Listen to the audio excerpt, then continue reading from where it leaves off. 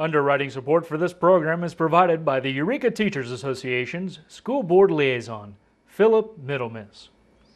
Thank you.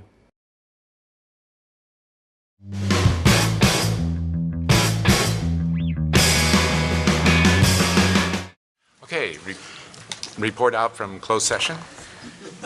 Item C1 was not discussed. Item C2, there's no action to report. And item C3 will be discussed at a further closed session after this meeting.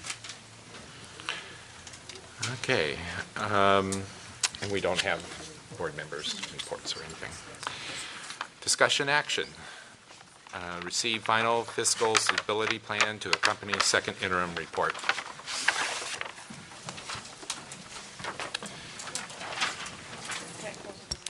Well, You want to do those first? it's not on the agenda, but can we just go ahead and have Aren't public those comment? related to the fiscal stability plan, perhaps? Yes. It looks like they are. Okay.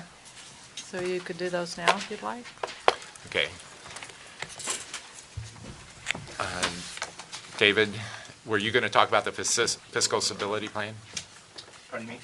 Did you want to talk about the fiscal stability plan? No, I don't believe exactly. I was going to talk about the ETA negotiations and health benefits. Is that part of it? Go ahead. Okay. I have a correction before you do that. On item C3, we will not be continuing closed session, so item C3 was not discussed. And we're going to ask each speaker to try to hold their comments to 3 minutes, and there will be I think I'm down to 2 minutes on this. there's a yellow light that comes on. They're talking about fiscal stability plan.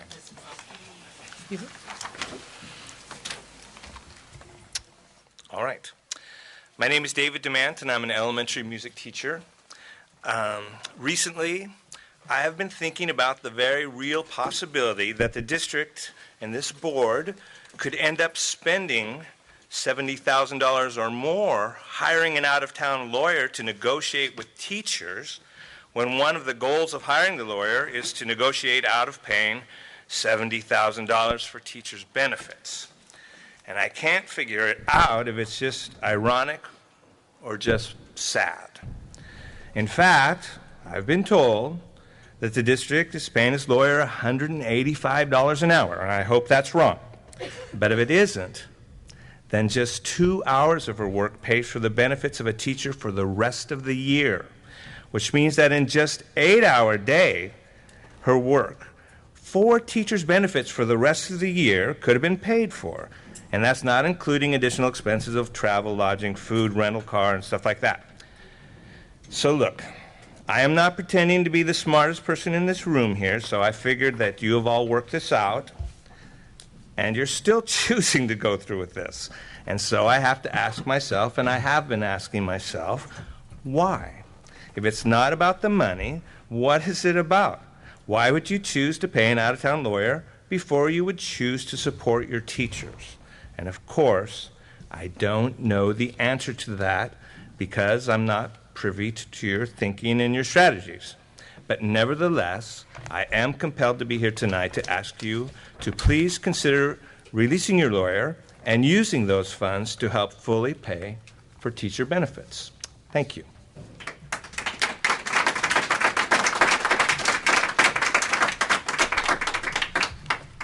John, that's also what I was wanting to address. Okay, so we'll skip you then. Or did you want to come up? Oh, come on. All right. If you could talk about how it relates to the fiscal stability plan.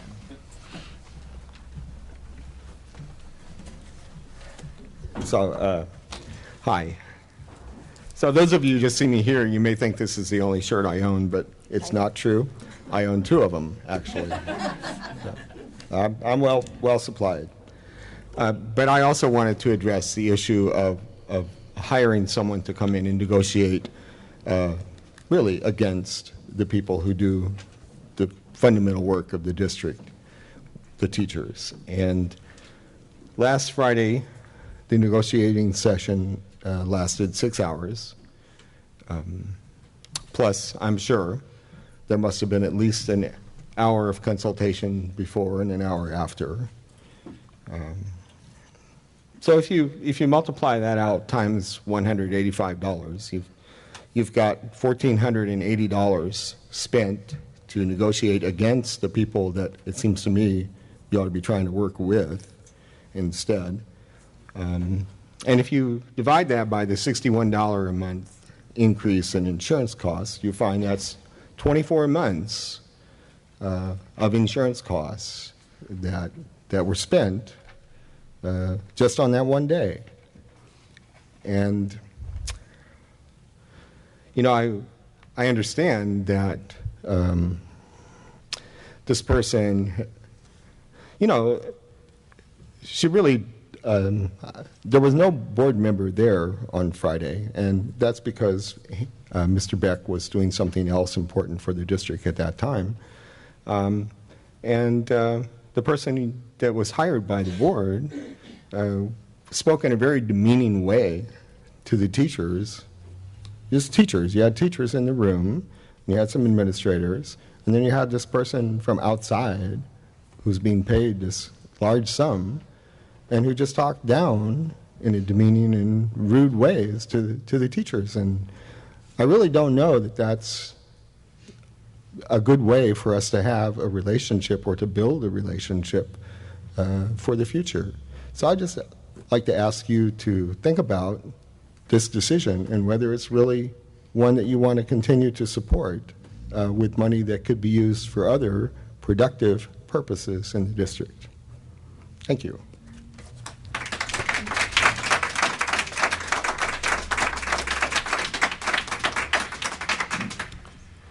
And I have 5 green sheets here having to do with the CalSafe program and possible elimination, and that is part of the fiscal stability plan. So the first one is Jill Camaro.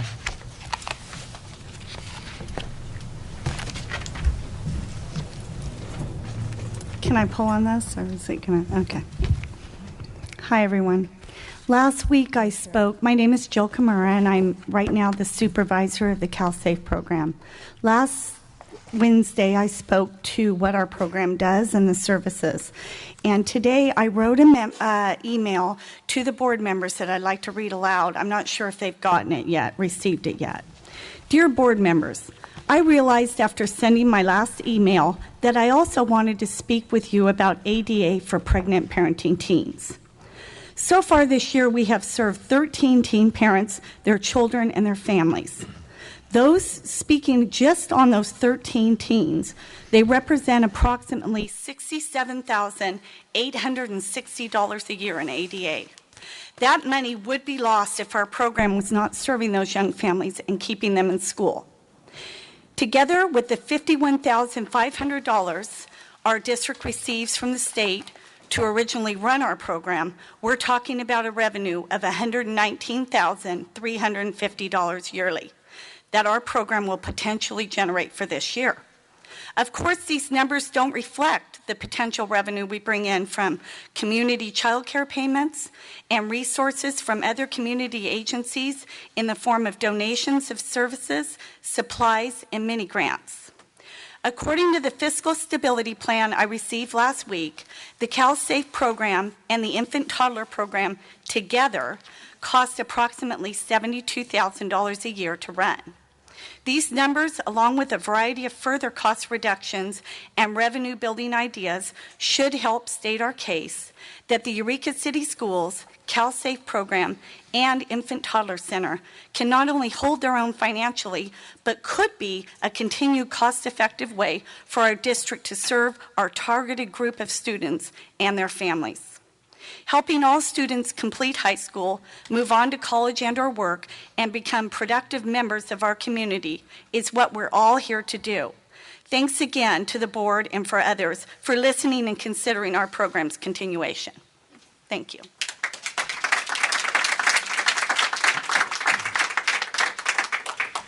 Lori Dutra.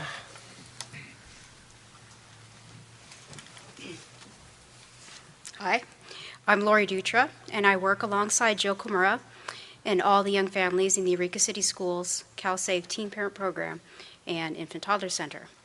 And why should we as a school district care about and act on the subject of teen pregnancy and teen parenting? Here are a few reasons why. Most teen pregnancies are unintended. Children born to teen mothers, much better, are more likely to be born prematurely and to be born at a low birth rate. Generally, those children have poorer academic and behavioral outcomes than do children born to older mothers. Then they, in turn, are more likely to initiate sex at an earlier age, and they themselves become teen parents.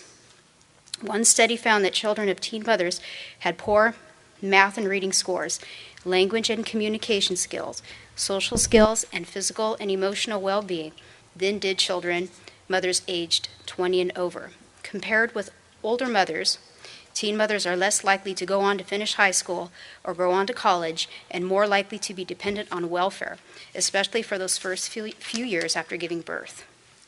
Additionally, the great majority of teen births occur outside of marriage. As a result, the teen mothers are often face the primary responsibility of parenthood alone.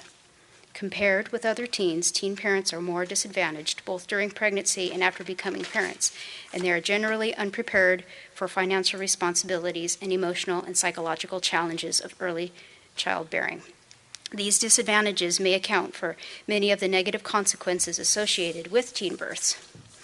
And an analysis of the economic costs of teen childbearing suggests that teen childbirth costs our society $28 billion annually in lost productivity, including the teen parents themselves and particularly their children. It also increases the burden on our health care system, child welfare, and prison systems. Now, this was just a quick list of some of the grim statistics, but we all know it does not have to look that way at all. Our district's teen parent program has seen and heard many success stories over the last almost 22 years. We've had graduates go on to become registered nurses, medical and dental assistants, CNAs. They've gone into the military. There are owners of small businesses and some who can come back to donate to our program. They've gone on to the police academy and security. They attend schools. There's been those that attend schools in ministry, culinary arts, realtors, bankers, and social workers who have told us they choose that career because of their personal experience in our program, and they went on, themselves to work with pregnant and parenting teens. And this is just to name a few. There have been many, many success stories. We hear about them all the time, which is great. Many teen parent babies are all growing up now as well, since this program has been running for almost 22 years. Some we have followed throughout their lives, and we've seen them move on to college and begin their careers. Some are enrolled at CR in Humboldt, and we even know about 2 graduates from Eureka High School last year. One is currently enrolled in the University of San Francisco, and one is at UC Merced. But we made sure to remind them that our Infant Toddler Center was their very first school experience. Thank you, Lori. Okay, that's it. Thank you. I got it all. Thank you very much.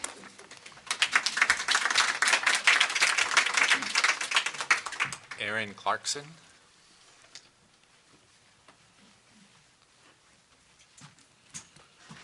Hello, I'm Aaron Clarkson, and I was a participant in the Teen Parent Program, and we look at these numbers and financial,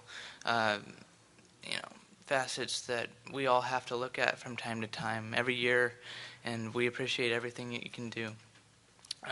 But I'm here actually to tell you something that can't be on the books, something that shows only in one's life. And as I was going through it, I told you this some last time, but I was going to school. I suffered probably 20 migraines a month on average, and I went to work right afterwards. I had a young one to take care of in my last little bit of high school, and above that I was very depressed, and there was a time when I was very much struggling with the suicidal thoughts of taking my own life, right?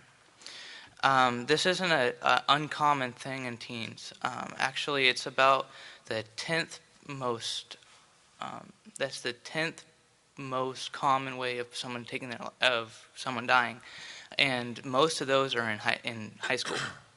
And I thankfully entered this program, and through those kids and through Jill and Lori, I decided not to.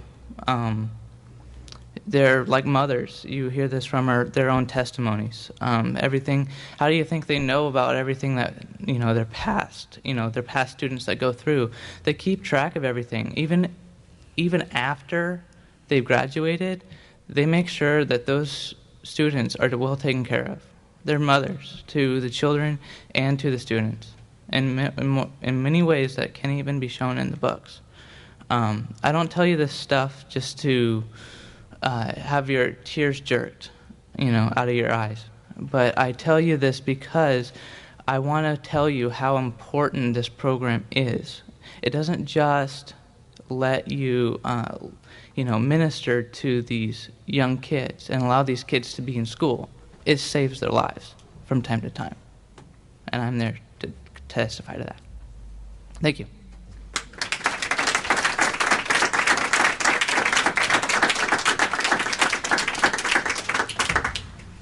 Mariana Pennycamp.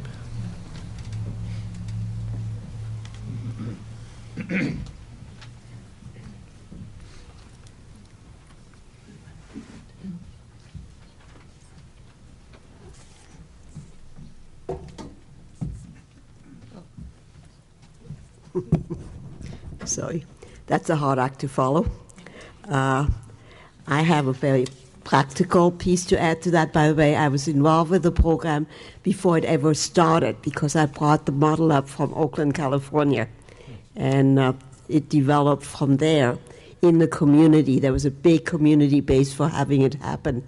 And at one point someone said to me, it'll never happen in Eureka. Well, guess where it happened? In the Eureka City Schools.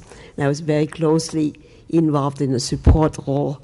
But what I want to say is the transition that was been talked about before from Eureka High School to the young adult stage is an extremely vulnerable transition.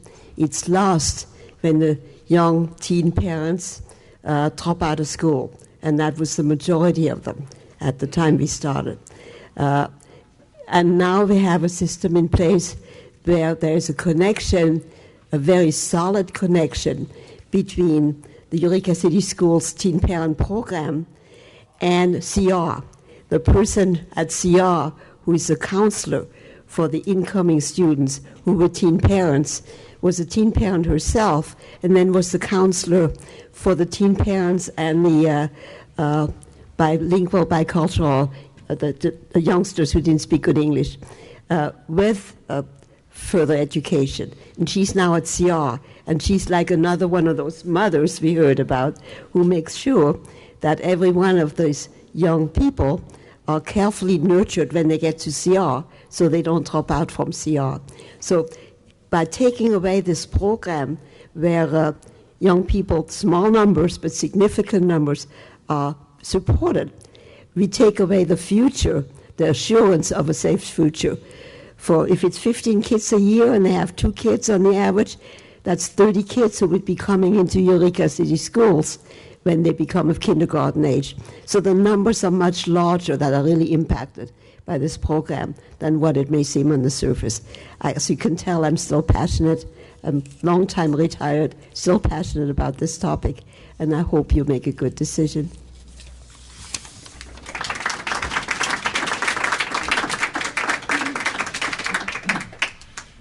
And the last speaker is Pam Cahill.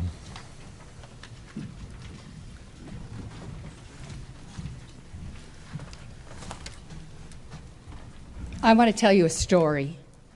And this story is about a girl named Patty. Patty was one of the angry freshman girls who gets in fights all the time. And then as she moves into the sophomore year, you're just ready to send her to continuation. And she got pregnant. So Patty came reluctantly into our program, and she said, I know I'm not going to like it because I don't probably like you, but I'll try it. Well, we worked with her, and when she was mad at Lori, the teacher in the teen parent program, she'd come over to the home ec department and she'd sulk, and I let her sit in the room and calm herself down. The next day she'd be back into the program. This went on, and finally at the end of her sophomore year she had her baby, and I'm never coming back was her question, was her attitude. But she did come back. She gave the home hospital teacher a lot of grief, but she passed her classes because she actually was pretty darn smart. And she came back to our program. But now as she came back with her baby, she put the baby in the center. This is still at Eureka High School. This is the comprehensive high school with comprehensive classes. She decided that perhaps she'd better be a little more nice for her teachers and pass her classes because she now had this baby that she really loved. And she didn't want to treat it like her parents treated her. They believed in the strong stick to make your kids do what they wanted. And they had a bunch of kids that were wild. So she decided that she was going to change that. She worked, she became a leader in the program. She would go to different classes and talk about how don't have babies when you're young. It is very difficult, and the children need you mature. She would help her brothers and sisters. She was also working with the younger teen parents in our program. Well, as the days went by, she eventually became a senior, and she graduated. What a day. She was the first person in her family to ever graduate from high school. And she married that summer, married the father who had also kind of been on the outskirts of the program, and he finished school too. They had another child, and she's one of the first people to sign up for PTA in Eureka City Schools at one of your elementary schools. And her kids are still in school, and it wouldn't surprise me if they weren't, some of the kids going to college and getting a doctorate degree in something, because she is behind them all the way. That's what this program does with almost every teen parent that comes in there, and that's why you need to keep it. Thank you.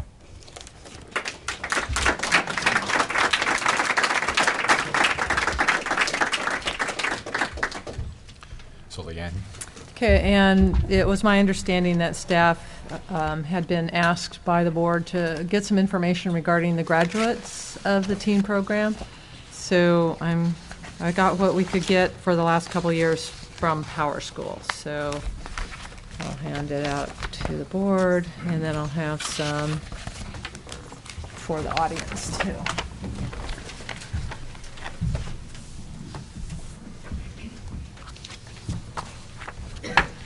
There's more. I have plenty.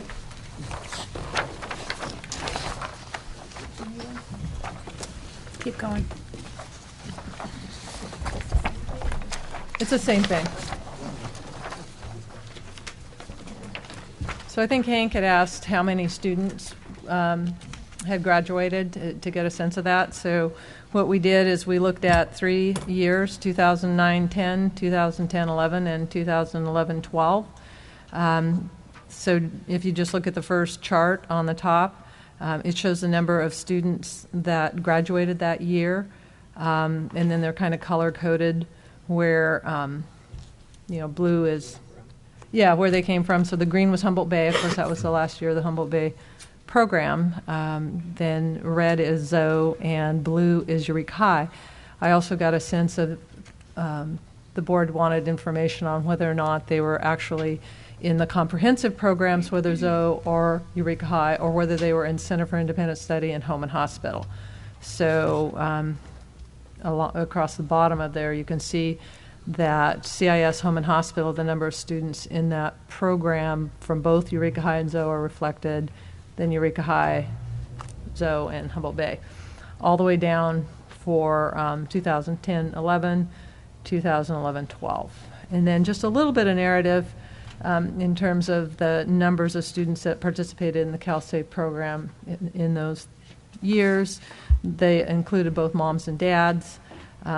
This information did not include the attendance of the infants, toddlers, or the community use of the infant child care program. I was just responding to the request about graduation.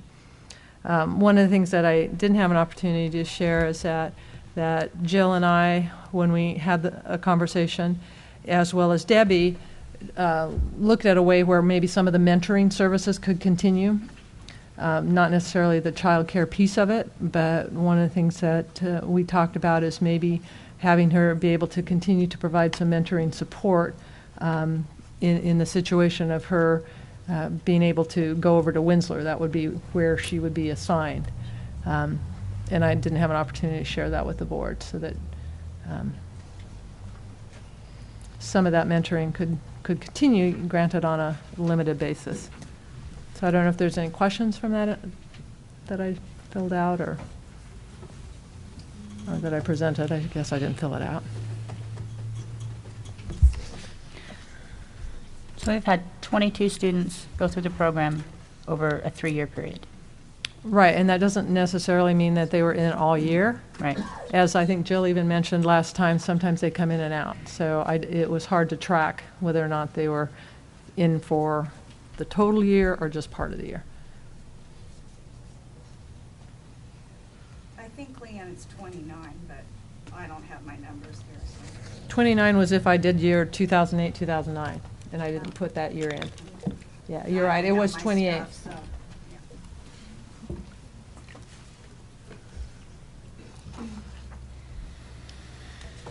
So how, it looks like a lot of the kids are in the home and hospital. Home and hospital and Center for Independent Study. So how does that, exactly how does the program work? If they're enrolled in that, they're getting mentoring, how often is that happening? When do you work with them? Because I'm wondering about if there's some way that it could be incorporated into home and hospital, but keep the infant care center, because they, somewhere for their children to go, so they can still.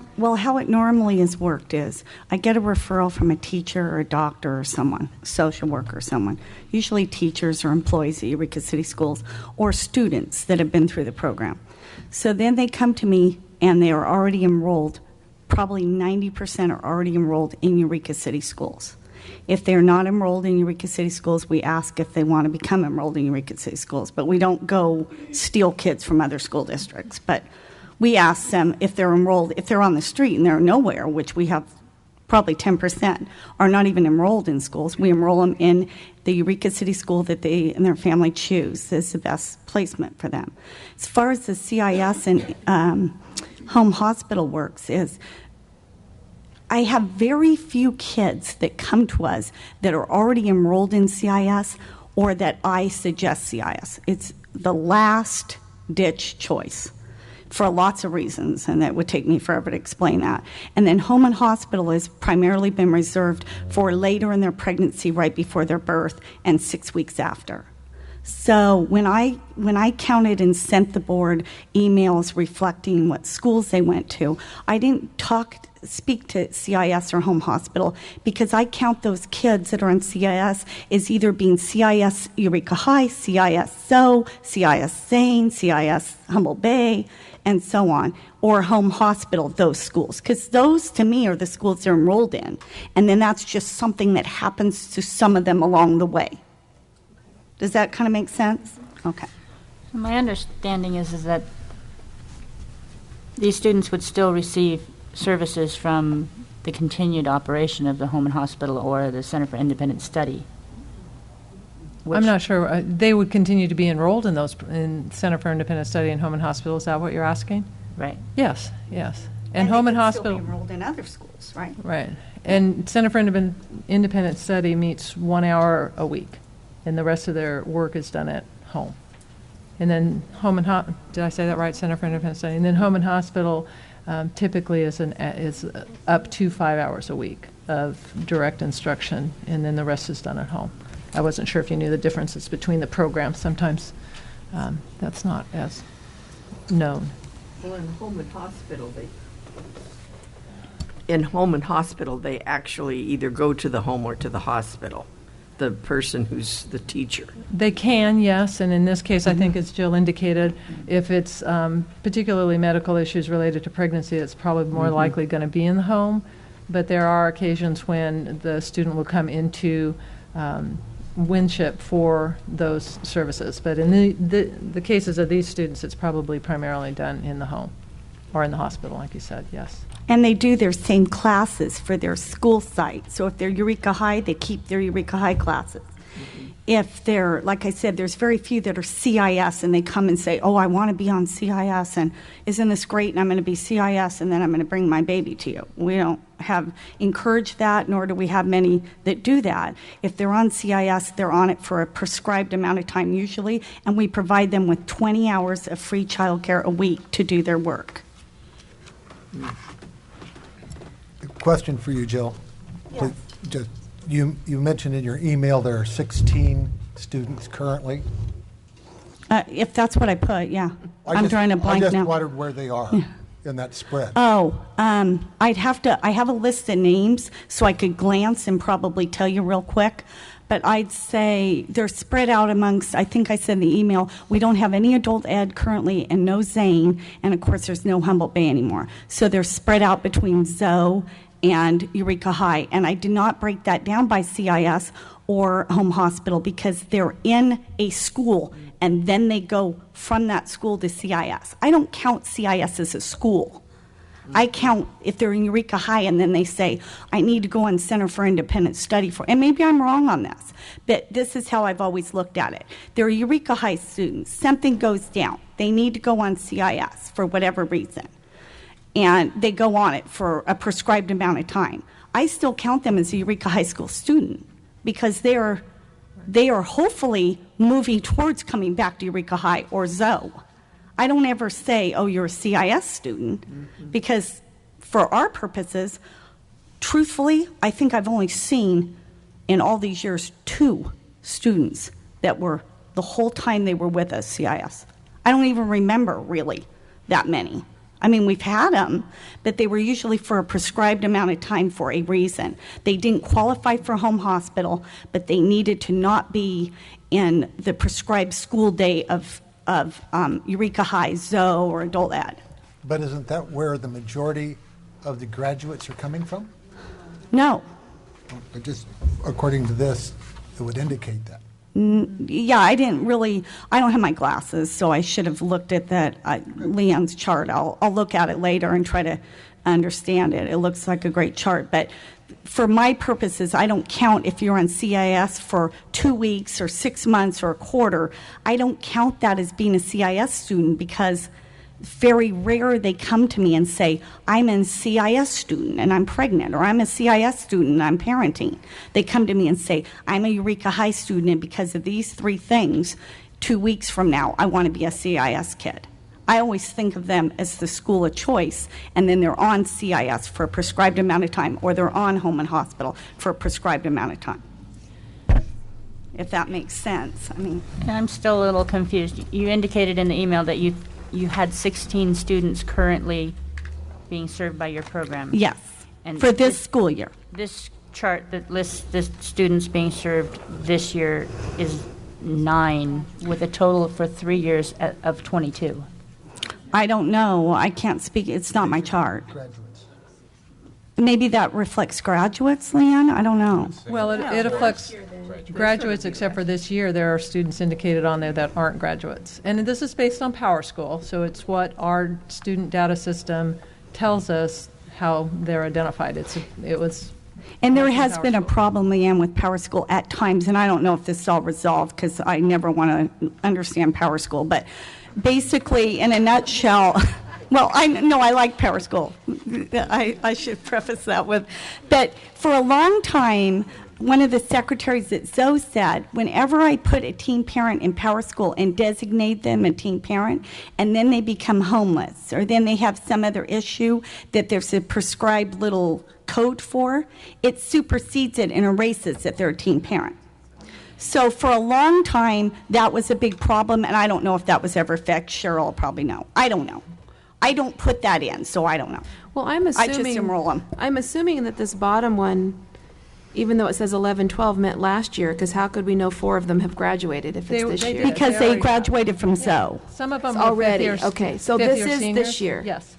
So there's a discrepancy between 9 students and 16 students. Yeah, right now we've had 16 enrolled for the 11-12 school year. The 11-12 school year. As of today, No, but we've had 13 enrolled for the 11-12 school year, 9 on track to graduate or 13. have graduated. Okay, I thought it was 16. 13 of them then. Yeah, 4 of them already graduated and 9 are still in the program. right.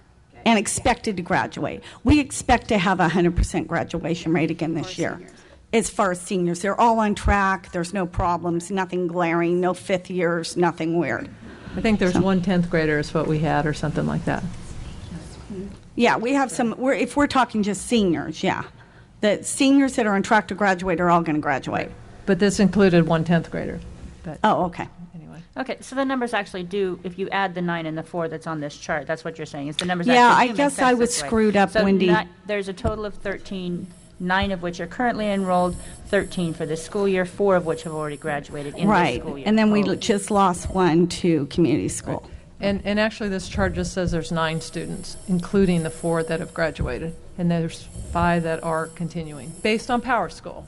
And with talking with Cheryl, whatever the earlier problem might have been, it's been resolved. Oh, The great. kids, once they're tagged into this program, if you add something else like another qualifier, it doesn't take them out of it. The designation stays. Yeah. Okay.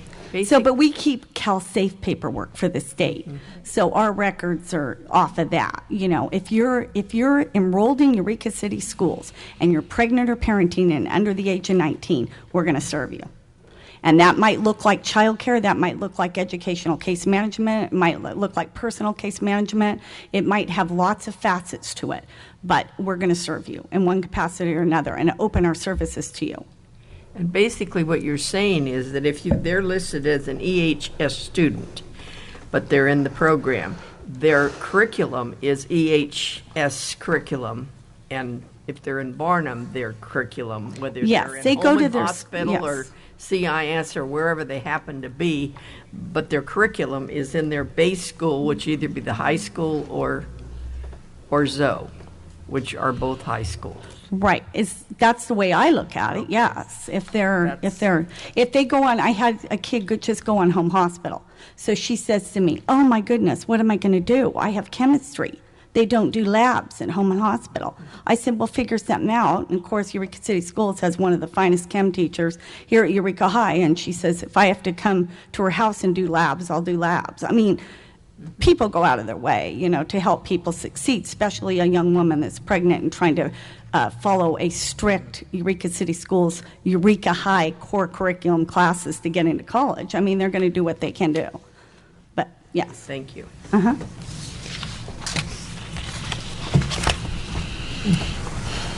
Can I just say something, or is my 3 minutes up?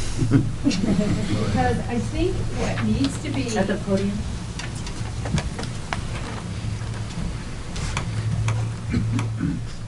I think what you're missing is that kids get pregnant, not all in July, so they could enter in September. And if you say 2011 to 2012, we still have half a year. And I bet you're going to get 2, 3, maybe even 4 pregnant teens that are going to register in May, maybe April, maybe June. And when they start in September, October, November. And so you're not having teen parents all registered in September. You've got 13 of them all year long. That's not the way it goes. It never goes like that. But if you have the program and you're there, then you will reach the teen parents. If you don't have, daycare is the biggest thing they need. If you don't have daycare, you will not reach them. They will have their baby on home hospital. They won't come back. They won't come back because that's been proven over and over again. So what you're doing is you're saving kids from dropping out of school. And the home hospital is when they have the baby, just like your wife or you had a baby. It's hard to go back to work the very next day. So you're on home hospital until we give you 6 weeks. And after 6 weeks, you come back to school. You go to Eureka High. You take regular Eureka High classes, advanced classes, whatever you were in. Or you go to Zobarnum and you take that kind of a program. But you're in that class. But when you're in home hospital, it's for the baby and for you to recover from having a baby. Actually, and I was involved in that, the way that this was created, this mix, is that schools were very reluctant to have young women in the 7th, 8th, and 9th month of pregnancy on campus with the danger of someone running into them and causing some miscarriage. And that was when we started home and hospital care for that time period, so that the young woman was safe while she was, just before she was delivering the baby and 6 weeks after. So the home and hospital is a piece of the continuum. It's never freestanding. You don't go into teen parent programs to be in home and hospital. It's it's just common sense. It's like she said, it's for any of us, or children, grandchildren, whatever. When babies come, be extra careful with the to-be mom. And this is the same thing, just common sense. Thank you.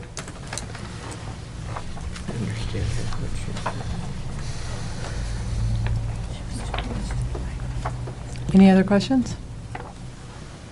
So F4 is to discuss the fiscal stability plan that will accompany the second interim report. Correct.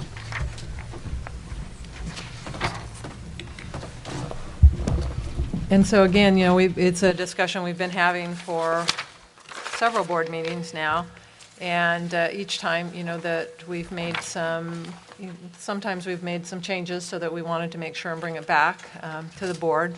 We see the fiscal stability plan as a recommendation from staff at this point to not change right now, since we have to get this plan and second interim into the county. However, it doesn't mean that necessarily later in the year it can't. It's a living document. It could be continued to be worked on, and things changed as budget information changes, and we have more information on what's happening in the state even. But staff recommendation at this point would be for us to move forward as the board has already indicated. I would like to see that also, and if we do come back and restore CalSafe, I think we need to keep it in mind that we need to replace it with 72,000 of cuts somewhere else. Correct. I would just like to say that I don't think that in the amount of money that we cut, that $72,000 is going to make that big of a difference. And I think that we have a reserve for economic uncertainties, and this is an economic uncertainty, definitely. And I think that's a good reason to use that. And I would like to say that I think we should take this off of the fiscal stability plan. And my recommendation would be for that action to occur after we get second interim passed and through the county, if it were going to occur, and make changes then, because I think what the county has already looked at is been with that included. Okay. But that's just my recommendation. So if we approve this, then you're telling me that this program is not going to be eliminated, and we can come back and look at it again. No, the board has already voted to eliminate it. So the board would have to take action to change that. Rescind it. So I guess that's what I'm asking for, is that the board take action to rescind that.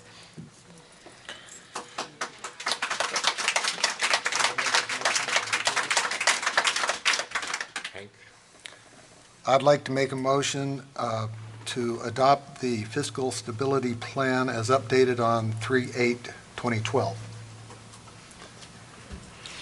There's been a motion. Is there a second? I'll second it. And there's been a motion and there's a second, and we'll have Any a discussion? little bit of further discussion. Go ahead. I need to point out that I have yet to see anything come across this little section of my world that is not necessary and critical and absolutely important to our school district. And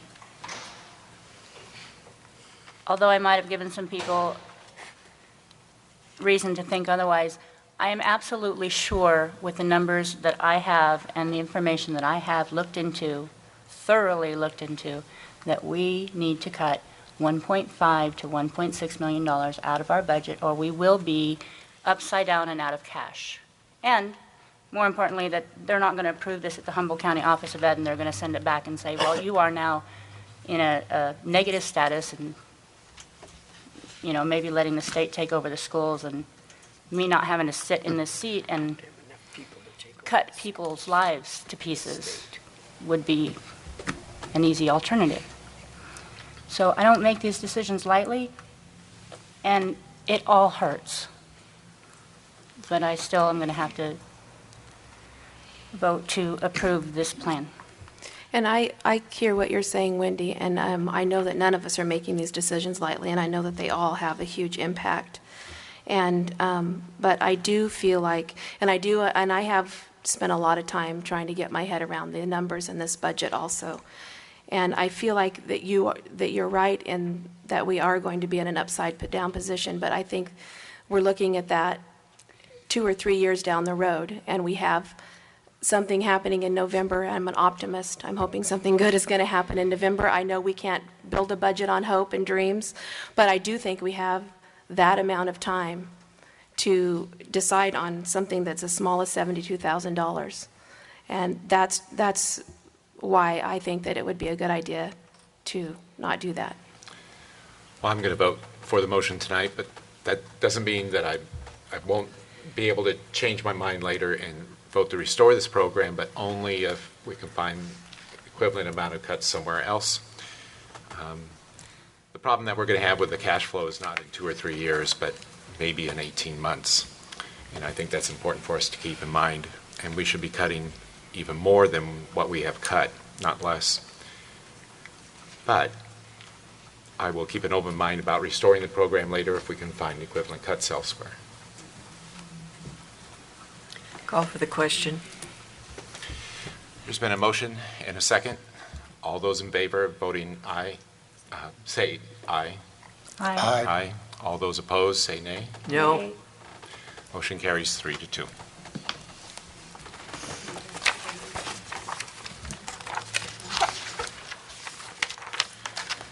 So the next item on the, I'm going to dive right in.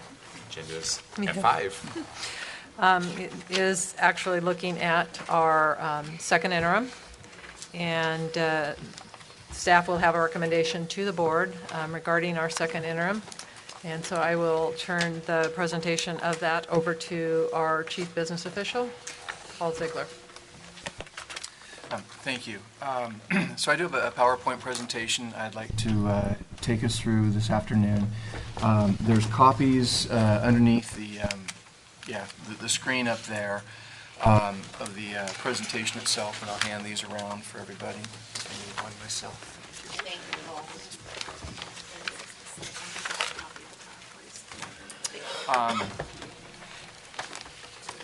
And I'm not sure if the timing is right to do this. What I'll say is I have another handout that I think would not be best for us to jump into tonight. It does give a bit of the overview of some of the changes from budget adoption to first interim to second interim, as well as talks about the relationship between ending fund balances and the reserves and our cash position. The last issue, our cash position, will certainly cover as part of the presentation. But there's going to be a lot, I think, to cover tonight already. So I guess it's at the board's pleasure as to whether we jump into this other portion after we get through this or not. Again, my suggestion is that I hand out the information tonight for people to review, and that we get a chance to cover this at a future meeting. That's a good idea. So, Look at it first. with that as the preamble, so here we are, March 14th, and presenting the second interim financial report. Cutting right to the chase, staff is recommending a qualified certification of our second interim report. Second qualified certification means that based upon our current projections, the district may not meet its financial obligations for the current fiscal year or 2 subsequent years. Certification of the second interim report is an annual requirement. You may recall that there are three certifications that we could opt for: positive, qualified, or negative. And again, staff's recommendation is that we self-certify as qualified. You may have seen this chart before, but I liked the color, so I threw it in again. We're at the March 15th right now, so in the lower right hand of the chart, which says that our second interim report is due by March 15th. Actually, this year it turns out to be March 17th for some particular quirk. It includes staffing updates, average daily attendance updates, entitlement updates, as well as we now know, includes some of the reductions and restructurings that were approved as part of the fiscal stability plan. So some of the things that we want to cover tonight are budget assumptions, or call it operating environment.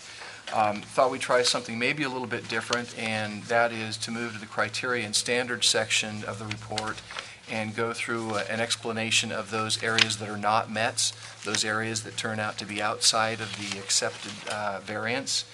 Another part is to talk about our cash to ending fund balance and do a comparison there. And then also a bit of looking forward, what are some of the future issues, good, bad, and otherwise, that could impact us as we move down the road. So I thought I'd throw in a few things that we've been reading recently to kind of set the stage, and I'll just tell you I'm a lot of fun at parties as I bring these kind of things up, but Superintendent of Public Instruction Tom Torlickson told the Senate Budget Subcommittee on Education that schools were facing their toughest year ever this year. That's from the Superintendent of Public Instruction, not me. Also says that 1/3 of public school students in California are in a district that's in financial jeopardy, that is, that are either currently operating or under a qualified or negative certification. That's according to the first interim status report. 127 districts are either qualified or negative right now.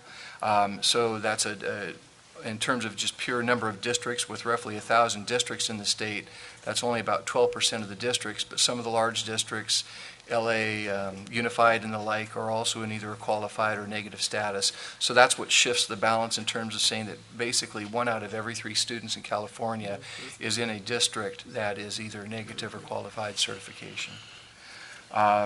And then last but not least, deep cuts made to school funding and the looming uncertainties about our future are driving school districts to the brink of insolvency. And I'm certainly not suggesting that that's where we are right now, but I think as we see the fallout from the potential trigger reductions, and as those are reflected in various districts' second interim reports, that we will see an uptick both in negative and qualified certifications, and potentially some districts that aren't going to be able to make it. So on that cheery note, here's the budget assumptions really for 2011-12, and I didn't go into a lot of detail. We've talked a lot about the potential of the mid-year revenue limit trigger cut, and here it is, this is from earlier in the year when we were looking at the projected revenues, and we were looking at an estimated $1.1 million revenue limit reduction. The good news is that didn't happen. We really were hit with about 5% of what that full number could have been. It turns out to be about $950,000 of revenue that comes back into our second interim picture. So things didn't look great for 11-12 in our first interim. They look much, much better at our second interim, in large part because we were able to bring that $1.1 million or $950,000 back into our revenue picture. At the time of the first interim, we also had not taken into account the home-to-school transportation reduction. That number is reflected in the second interim report, and that equates to $183,000 worth of revenue reduction. That $183,000 that went away will come back to us in the form of additional per ADA reduction. When all the dust settles, we're going to be about $30,000 better than we look right now, because of the fact that they'll give us the transportation money back, but they'll hit us with an ADA reduction for 11-12. Other factors that are out there are the ongoing state fiscal crisis, cash deferrals, declining enrollment for us in particular. And we also, at the end of 11-12, use up the last of our ARA funds. We carried over about $430,000 of education job funds into 11-12. We were able to use that to fund salaries and benefits this year. Those dollars go away for 12-13. Some of the pressures that we continue to see are increasing special education costs. We have a $1 million increase in our special education costs from 2010-11 to 2011-12. So in the space of a year, our special education costs have gone up $1 million. $425,000 of that is the chargeback from Humboldt County Office of Education. And just another point, we're up about over $700,000 in special education costs compared to where we were when we adopted our budget for 11-12. So to say that that is an ongoing pressure, I think, is to make a mild understatement. We face increasing health and welfare benefit costs, continuing facility and maintenance issues. We'll hear probably more about those as we go forward. Our reserves, we continue to use those to fund our ongoing operations, so our reserves are dwindling. And we do have, even with the reductions that were contemplated in the fiscal stability plan, an ongoing structural deficit. Looking ahead a little bit, probably the biggest news and the biggest issue that can impact us is the governor's proposed 2012-13 budget. In the best case scenario for that budget, that is if the tax initiative passes and the legislature passes or agrees to everything that the governor has proposed, it means that we would have no new deferrals of cash in 2012-13. But please be aware at the same time there is no new revenue that comes along with the potential of the tax initiative being passed.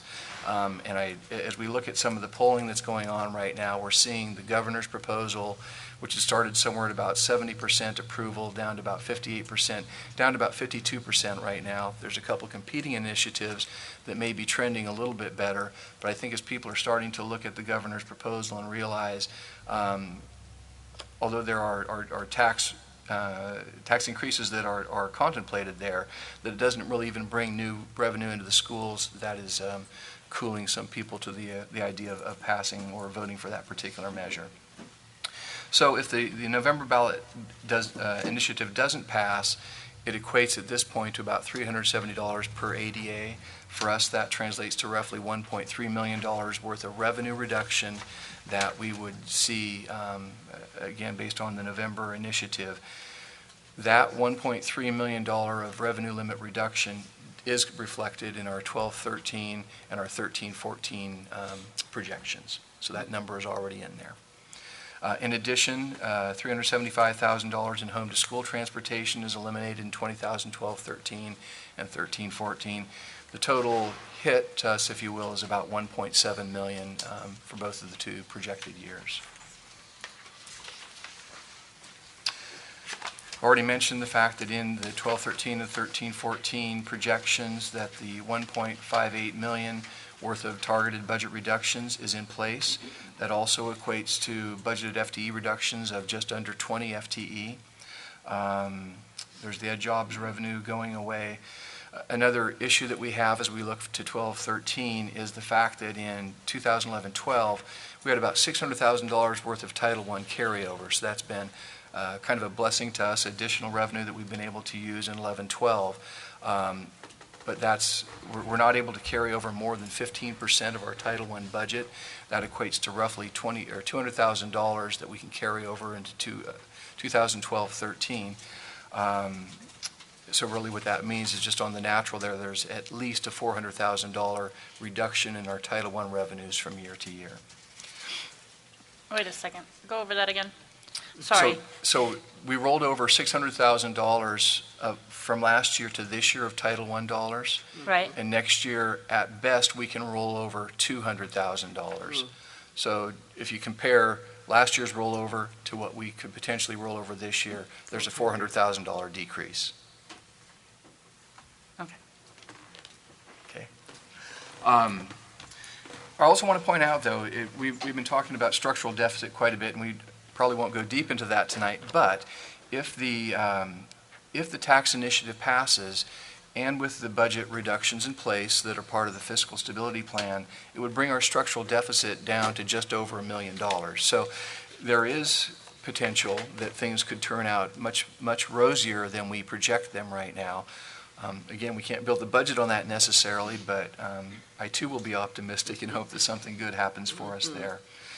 One other thing in terms of looking at the 13-14, the 12-13, 13-14 projections, is for 13-14, there's a COLA of 2.4% that School Services of California recommends that we put into our revenue limit calculation.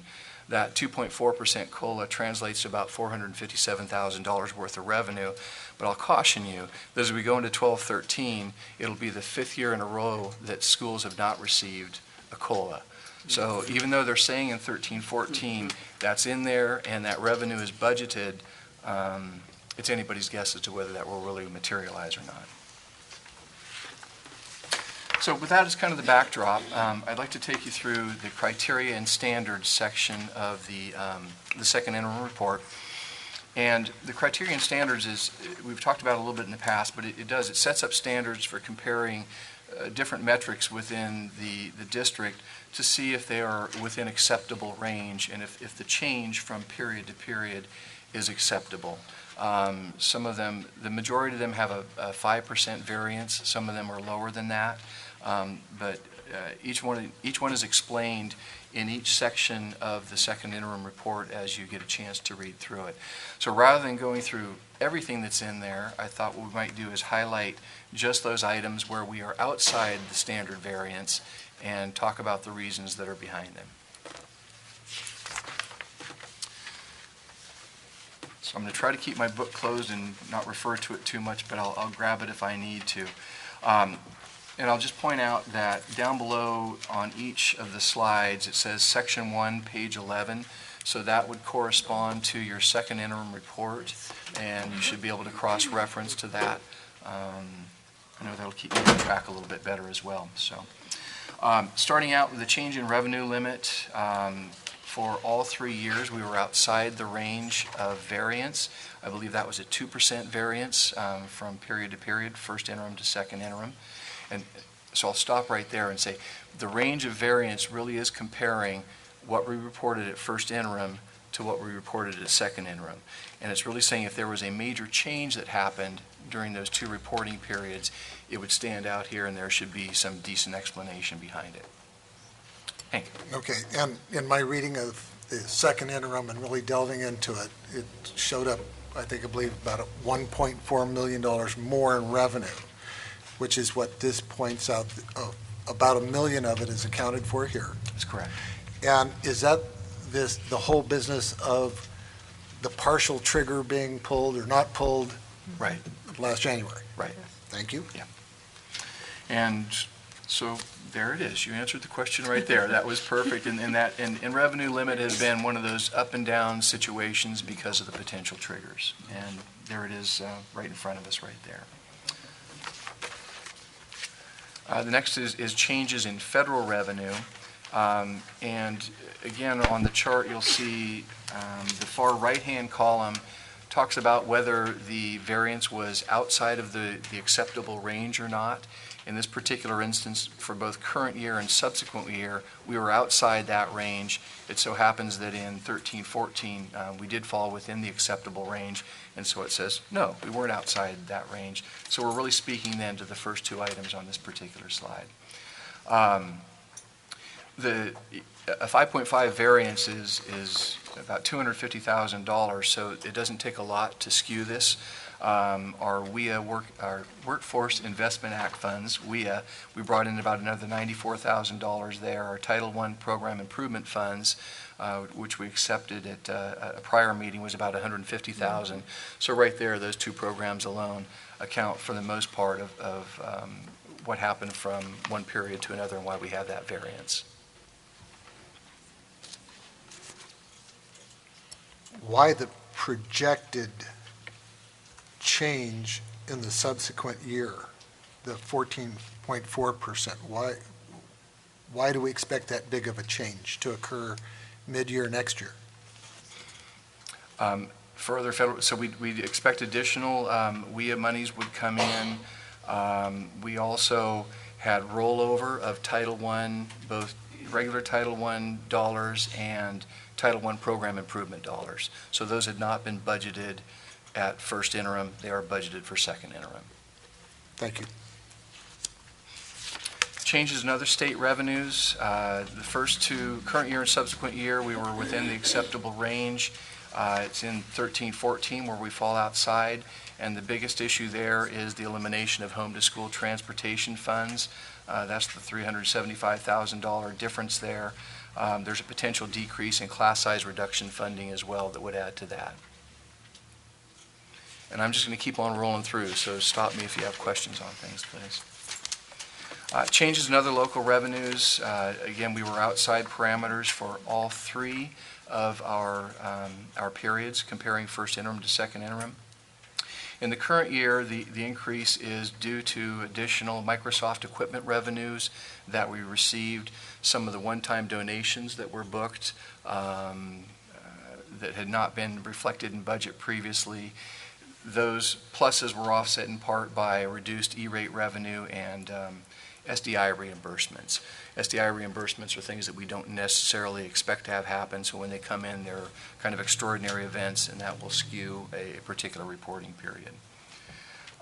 Subsequent year decreases include conflict management pass-through revenue, again, something that we don't necessarily budget for, but if it comes in, we budget for it in the current period. It goes away in a latter period. We also had the reduced reimbursements that happened in the previous year. The second year is, we also had the Drive to Stay Alive, the grant that came in, and that goes away in a future period, and that accounts for that variance there. Now, again, this is basically in the subsequent years budgeting for the worst case scenario. Well, let me use it. I'll use the Drive to Stay Alive. That's a one-time monies in essence, so it pumps us up in one period, and when it goes away, then we have a large variance between the two, and I think that was about a $100,000 grant, give or take. Thank you. Changes in books and supplies, looking at some of our expenditure lines. We see both in current year and subsequent year that we're outside of our range. A lot of this had to do in the current year with us taking a very hard look at budget, and from first interim to second interim going in and trying to reduce the budget variances. That is, making sure that actuals were tracking very closely to budget so that we didn't have those wide differences and disparities as we get to the end of the year. So that happened both with textbook. We also saw some reductions in computer software and vehicle repair parts. So this would be one of those areas where normally in your budget you estimate rather high, and then as you don't have to spend that money, you adjust it, and we're trying to be much closer with those two numbers. We would never estimate high, but you're exactly right. What we've been able to do is based on the actual, both the actual expenditures that we see this year and the trend that we see from previous year, we've been able to adjust some of those numbers down. Yeah. And also with the 2012-13 year, does that reflect the cuts that we just made in the stability plan? Exactly, yes. So, and again, those reductions and restructurings of programs weren't in place at first interim. So as we put them in place both for 12-13 and 13-14, we see some variances there.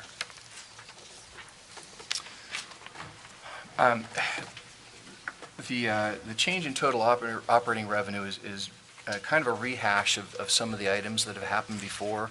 So some of your other operating revenues as well as your operating expenditures come together in this particular metric and is measured to say are on a kind of a broader basis are your variances within the acceptable standard. We were fine for the first 2 years. It's the third year out where we listed a little bit further away. And again, a lot of that is due to the home-to-school transportation elimination, potential class size reduction, revenue reduction, that sounds redundant, and the Drive to Stay Alive funding going away in 13-14. This then looks at the expenditure side of the equation. I'm going to go back really quickly. Okay, yes, that was the revenue side. Here's the expenditures. It's our first subsequent year where we are out of the variance range a little bit, and a lot of that does have to do with, as Hank has already pointed out, the fiscal stability plan and making some of those reductions that weren't contemplated in the first interim. This one's a little bit harder to read, and if you may have noticed if you were pouring through your second interim report, it actually says under 8C, see attached. And I think what it really means is that when we turned our information into the county actually inputs this information that we provide into our second interim report. And apparently I was too wordy because they couldn't fit it all in the box. So they say see attached, and there was nothing attached. So this in essence is the explanation for that particular item. And really, it just kind of confirms what we know. We continue to deficit spend. Our deficit spending as a percentage of our overall spending is outside the norm of the 5%. And it must be less than 5% because I see that I have the bottom at 3.7 negative as a yes as well. To put it in really broad terms, the trigger reductions are what key a lot of the changes from first interim to second interim. And so the trigger reductions on the one hand, as well as the fiscal stability plan reductions that we've talked about already, account for the majority of the changes in those two. Okay.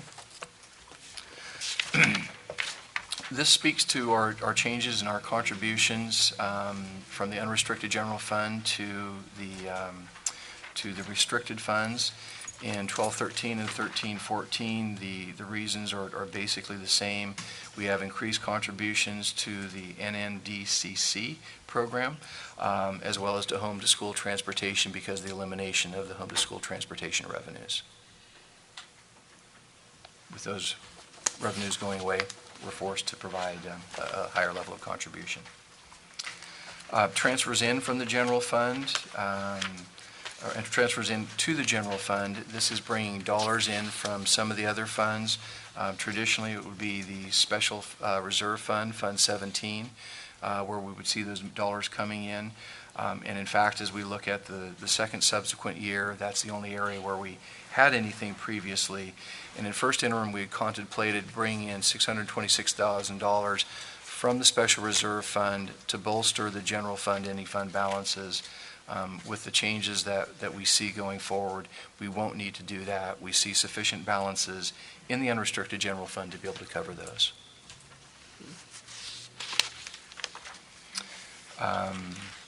And then transfers out. Going just the opposite direction for the current year, and you can see that the variance is, even though the percentage change is 6%, the actual dollar change is only about $32,000. So the base being as small as it is, it doesn't take a lot to fall outside of that 5% range. But the current year transfer was increased to restore the Fund 40 capital outlay fund to the $1.9 million. As we had continued to do work on both Lincoln and on the Marshall remodel, that number had dropped below $1.9 million, so we moved money back into the capital fund to represent the full amount of the $1.9 that's committed for the Lincoln remodel. In the subsequent years, the transfers decrease as we see less expense in both the cafeteria fund and the child development fund. Put differently, the encroachment is reduced, and therefore our transfer is reduced as well. In the third year, 2013-14, this is a nice thing to have happen for us, but in addition to the cafeteria fund and the child development fund, our certificates of participation mature. So about $178,000, something like that, we won't have to pay in 2013-14 and going forward that we've been paying over the last lots of years. Several years, yeah. I didn't know what that number was, but several years. So. Lots and lots. In addition to the numbers portion of the criterion and standards, There are other metrics that are in there, and some of them follow the FCMAT guidelines for figuring out if a district is under financial stress or not. And there were two in particular that we answered yes to. One is the fact that our district enrollment is continuing to decline in both the prior and the current fiscal year. So that is a red flag, if you will, and we had to answer in the affirmative on that one. I'll say, though, again, as we've talked in prior meetings, the rate of our enrollment decline has slowed, and hopefully we'll continue to see that as a trend going forward. Perhaps we'll see that trend tick up at some point. That would be very nice. And then last but not least, they asked the question, have there been personnel changes at either the superintendent or CBO position? And that was an affirmative. So that's kind of takes me through the not mets for the criteria and standards. And we can certainly come back around, and I'll be happy to answer any other questions you have about the second interim report above and beyond the not mets. But if we could just plow through the last 30 or 40, actually there's only about 7 or 8 slides that we have to get through. So here it is, just kind of a setup to looking at the comparison between cash and our ending fund balance. We've had a lot of conversation about that, the fact that a healthy ending fund balance or a healthy reserve, and in fact our numbers there look as good as they ever have, it unfortunately doesn't translate into a positive cash position. And we'll show a trend in how that has digressed or separated over about a 7-year period. But I thought I would point out again as we jump into that 39% of the state revenue funding, specifically in the revenue limit, is delayed from one fiscal year to another. Put differently, for every dollar that we're supposed to get, we get 61 cents in this year. That other 39 cents is deferred into the following year. So why do you have the deferrals being reduced by $1.4 million in the next 2 years? Because as our overall revenue limit decreases, there's less money to give us, and therefore less money to defer. Okay. It's not a good thing necessarily. So the cash deferrals are projected over the next 3 years, $7.1 million for 2011-12, $5.6 million in the year after, and in the out year 2013-14, $5.7 million in deferral. And before I hit the next slide, and the spreadsheet will be difficult to look at, but hopefully the graph that accompanies it will really paint the picture for us. What I would say is that things have changed pretty drastically. There was a period of time where your cash balances and your reserves and or ending fund balances were pretty much in lockstep. So if you had $1 million in reserves, you probably had $1 million in cash. And unfortunately, as you're going to see here pretty quickly, that picture has been changing over the last 3 or 4 years. So that would be the case if deferrals were at 0 or close to it. Say again, I'm sorry? So that the example of where you said the cash and the fund balances would be the same would be when deferrals are 0 or close to it. Exactly, yes. And we've always had some amount of accounts receivable out there, and we kind of lump everything into accounts receivable / deferrals now, but generally accounts receivable at the end of the year would be somewhere between, I'm going to say a number off the top of my head, somewhere around $500,000 or so. Now that number, as we see, is up in the $7 and $5.5 million or so. So, really small numbers, and these numbers I'll point out are expressed in thousands. So the first number there, the 1.886 is really 1.8 or is 1.8 million, not $1,886. So I'm just going to kind of cut. Before we go forward, this is a little bit difficult to get an apples-to-apples comparison, and the reason why is in 2007-08 was before flexibility.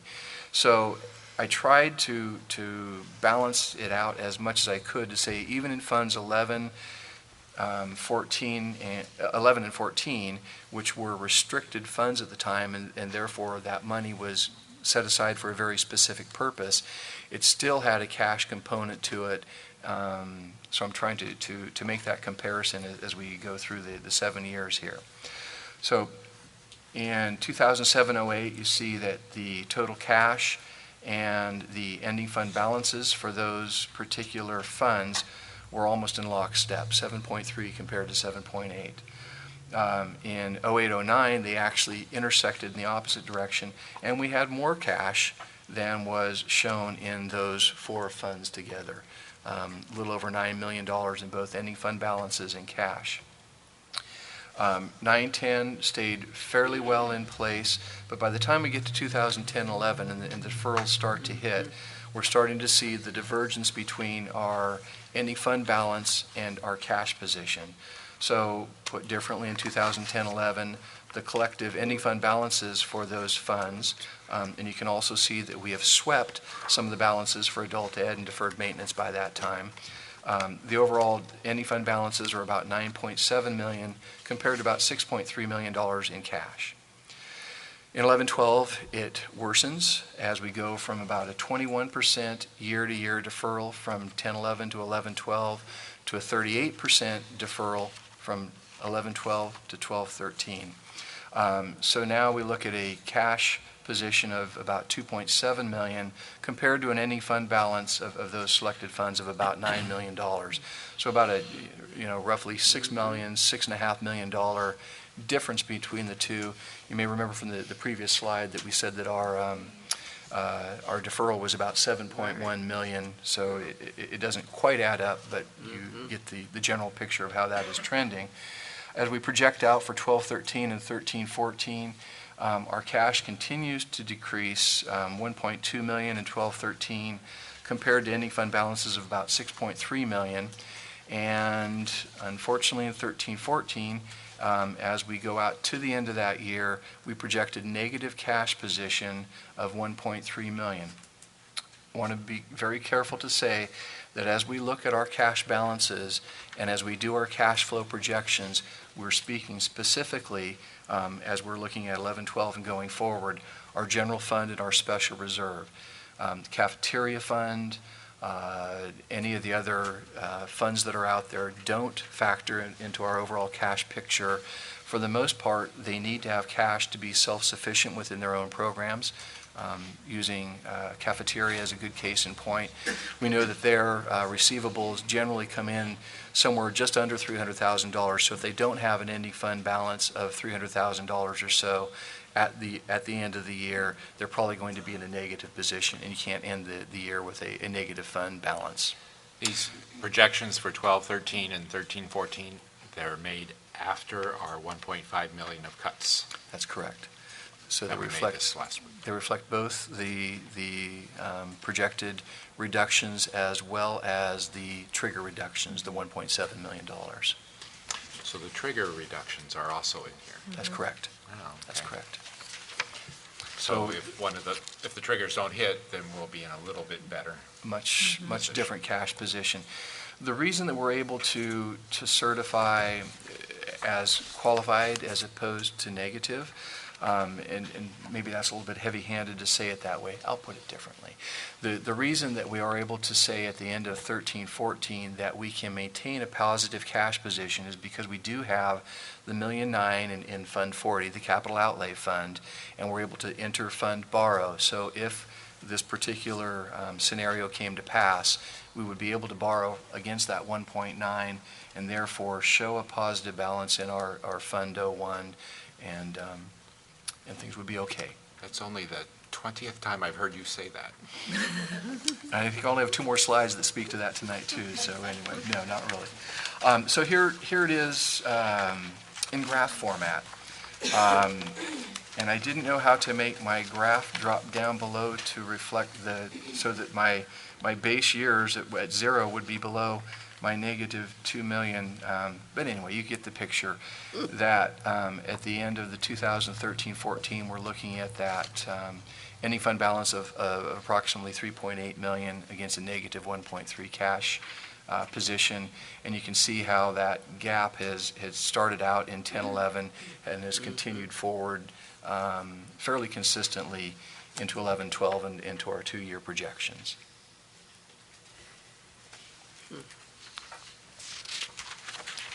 There it is, the money bag picture. It's back.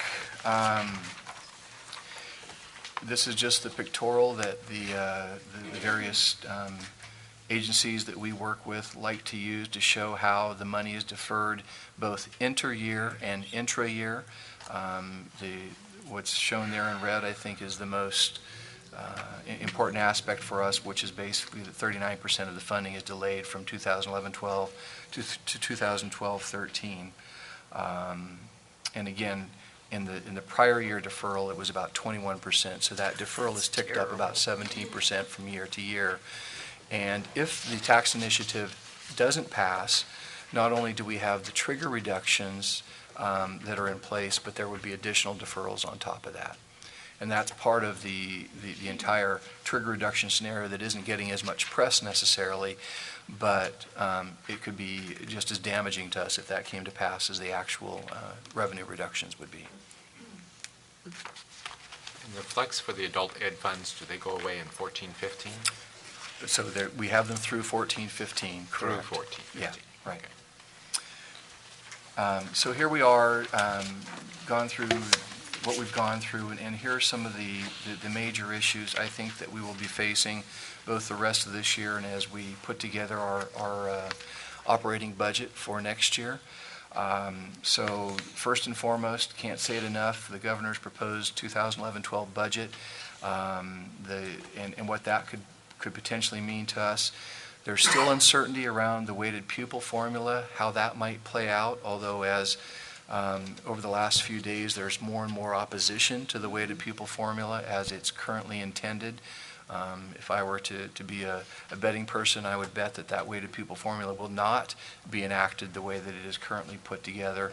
And I think for the most part what people are saying is there's too much turmoil, too much uncertainty. Let's funding reform is a wonderful thing to happen, but maybe not at this point in time. So I see that being pushed down the road a year or two potentially. We've already talked about transportation funding a little bit. We know about the trigger reductions. Another piece of information just came out in the last couple days, and under the state of the state economy, I won't put that one in again. The revenue projections for the state are trending about $8.5 billion below their target for 11-12 and 12-13 put together. The 11-12 budget has already been revised to reflect the $2 billion worth of revenue shortfall that caused the mid-year trigger that didn't get pulled as hard as it could have, but they're now saying that as they think about 12-13, that could be an additional $6.5 billion of revenue that won't materialize. And unfortunately, when there is a budget hole, schools tend to be the first place that the legislature looks to cut because we're the biggest part of the state budget. So let's hope that those revenues go up, but that is certainly a concern and something that we'll continue to watch over the next several months. Cash deferrals, we've talked about ad nauseum. The fiscal stability plan reductions and restructurings, we've talked about roughly 1.5 million of those of those changes here tonight. But it's certainly possible that the picture will change and some of those reductions won't come to pass for one reason or another. So I just put that out there as something that we will continue to be mindful of, continue to stay on top of and report, but that could potentially put additional pressure on our 2012-13 budget. We have ongoing facilities maintenance issues, capital projects that need to be taken care of. Was at a wonderful meeting the other day where we talked about additional computer purchases and what that bill might look like. So we have to figure out how to make sure that we're staying on top of our technology needs as we move forward. And then this is going to speak to a point that John brought up here pretty quickly, but class size reduction is one of the flexibility aspects that sunsets earlier than the rest of the categorical flexibility. So at this point, class size reduction actually sunsets in 2013-14, not in 14-15 as the rest of the provisions do.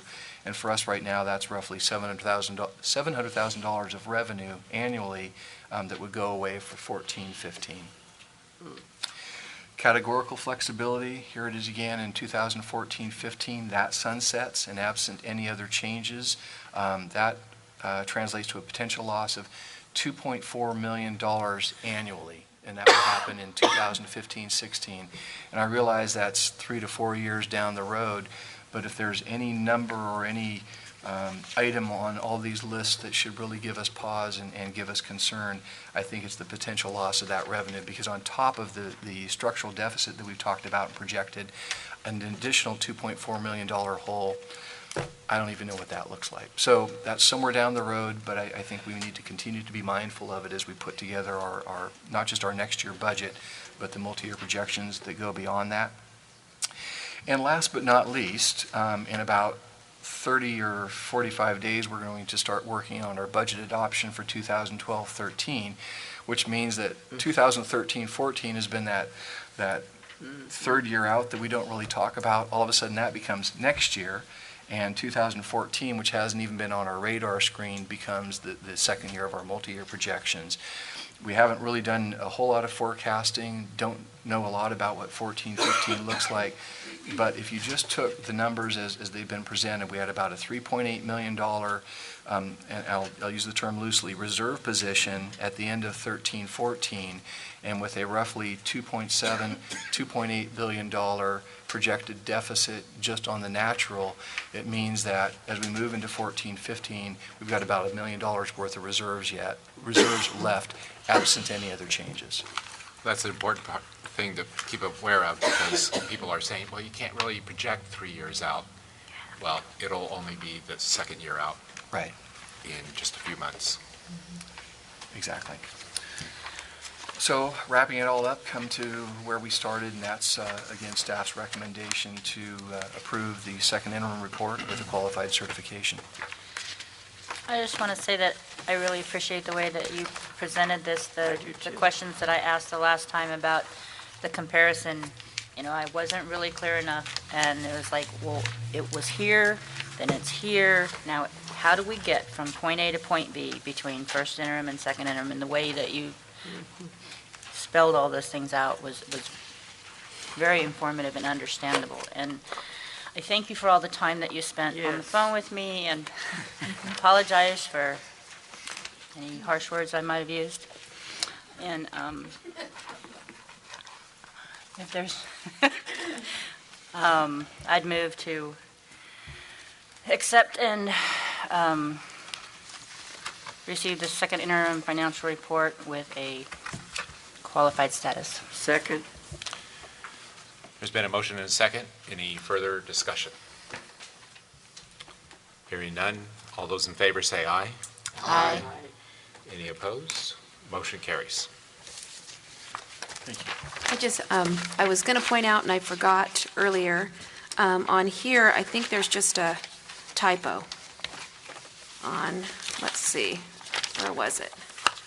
What are you looking at? On this fiscal stability plan list, number 12, the 10% reduction under notes says 214,000 and 210, and then over here it's 21, and so it would be nice if what was in the notes was correct, but I think it's probably what's over in the far column that's correct. Okay, so I get what that is. Oh, I see what you're saying. That's the total amount. Oh, okay, I get it.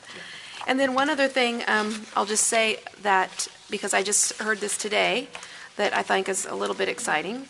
The millionaires tax that's on the ballot and the governor's initiative, they have decided to talk to each other, and the governor has agreed to look at changing his initiative to meld those two together and get something that might actually get on the ballot and be passed. So I suggest that we all get behind this and call our legislators and do everything we can, because we need it. Thank you. That could be good news indeed.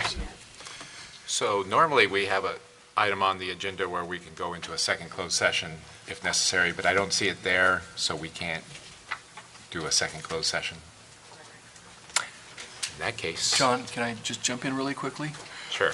I know that you should quit while you're ahead, but here we go anyway. I just had mentioned that I had a handout, something that I hope that we can revisit at a future meeting, and it gives more of the breakdown that you're talking about, Wendy, and there's additional copies up there for people as well. So not tonight, hopefully, but something to bring back, if not the next meeting, the meeting after. So I'll just send those around. And I would like to know ahead of time when we're going to be discussing. I think this is a great idea because it does give us a chance to look at it and study it. It's really hard to get something. And to call and ask Although what questions. you did tonight was wonderful because it made this look. We like those Made questions. this look wonderful. Not wonderful, but understandable. Let's put it that way. Thank you very much. Any other items? Hearing none, this meeting is adjourned.